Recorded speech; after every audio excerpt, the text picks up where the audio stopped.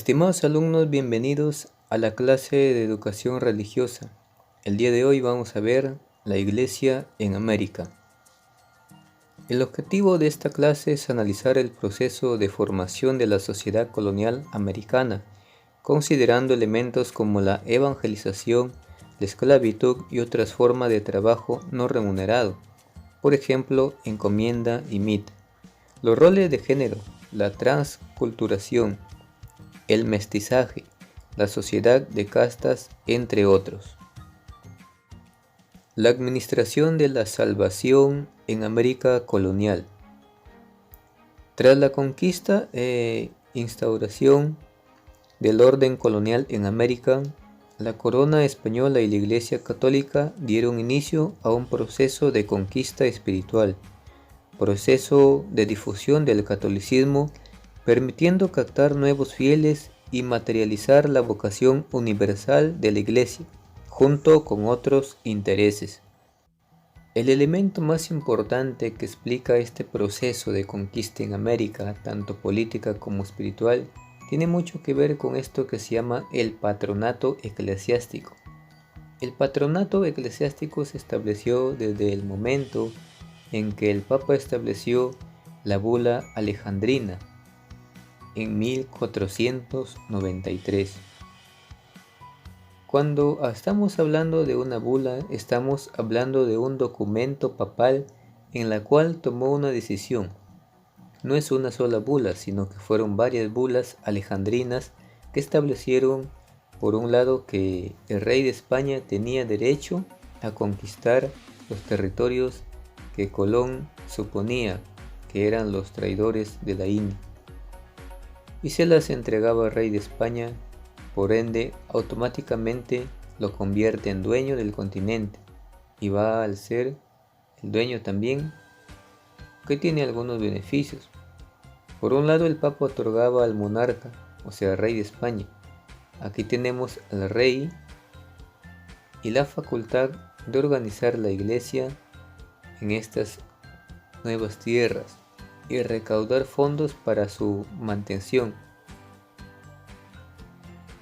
O sea que autoriza al rey a hacer este tipo de actividades, cumple ciertas funciones y además le permite al rey cobrar el diezmo.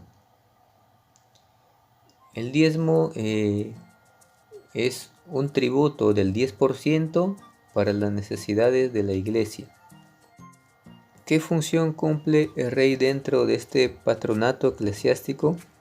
El rey se comprometía a hacer efectiva la evangelización de los indígenas en los territorios de América, y además también se comprometía a proteger y mantener a los miembros de la iglesia en dicho continente, o sea, le aseguraba su inmunidad en esta tierra. No podían ser ni expulsados ni maltratados en ningún momento. Esto significó un beneficio tanto para la iglesia como para el rey.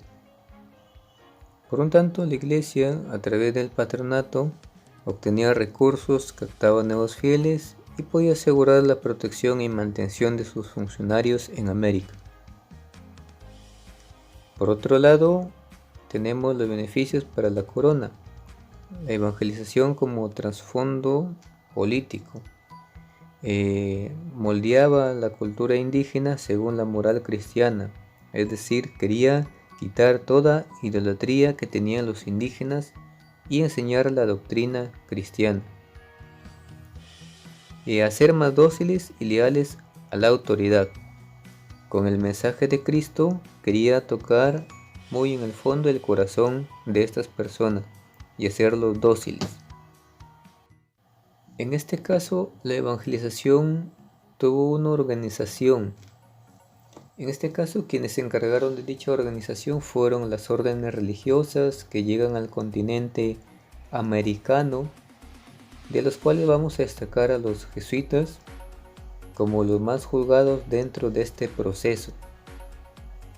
Además, también estas órdenes religiosas, para poder evangelizar, requerían comunicación con las autoridades locales. Por ende, si yo quería ir a evangelizar a un territorio, tenía que primero conocer al cacique, al líder del lugar. Esto significó que los evangelizadores, al llegar a estos territorios, aprendían las culturas, costumbres, idiomas e iban también conociendo todos los rasgos característicos de cada lugar a donde iban. Pero también denunciaban los abusos que cometían los españoles a la iglesia. Ellos trataban de que a través de la predicación todos puedan conocer el mensaje de Cristo y actuar como Cristo. La misión de la iglesia se centra aquí en evangelizar a los indígenas y enseñar la cultura europea. Por ello crearon instituciones educativas donde enseñaron a los indígenas todo lo que corresponde a su cultura de ellos, además de la evangelización que era el centro principal de los misioneros. La Iglesia Católica también estableció ciertas formas de control, ya que esto era con fines de evangelizar de acuerdo a los parámetros católicos. Por el exponente, el rey establece junto con la Iglesia la Inquisición, que es la Inquisición, o más conocido como Tribunal del Santo Oficio.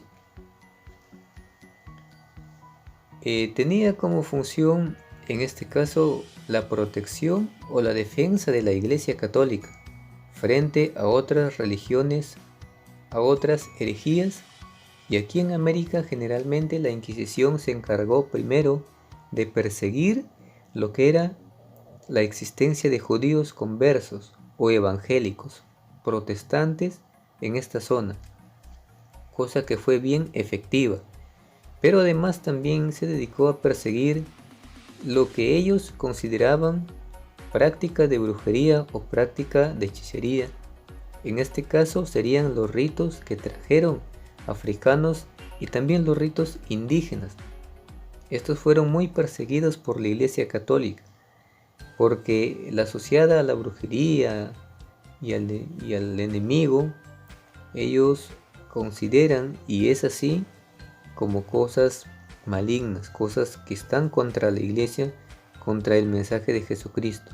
Por ello la iglesia evangelizaba completamente para desterrar de sus mentes y de sus corazones todas estas prácticas que no eran agradables para Dios. El rol de la educación en la iglesia. La educación estuvo a cargo de órdenes religiosas como los franciscanos, dominicos y jesuitas. La educación tenía la misión de evangelizar, formar valores cristianos y transmitir el conocimiento de Occidente.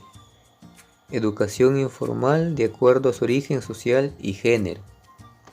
Ellos enseñaban lo que es la doctrina y también lo que ellos traían de su continente europeo. Aquí también la vestimenta cumple un rol importante dentro de la iglesia. Muy bien, estimados alumnos, esto ha sido la clase de hoy. La tarea, ya saben, presentarla con tiempo. Cuídense y que Dios les bendiga siempre.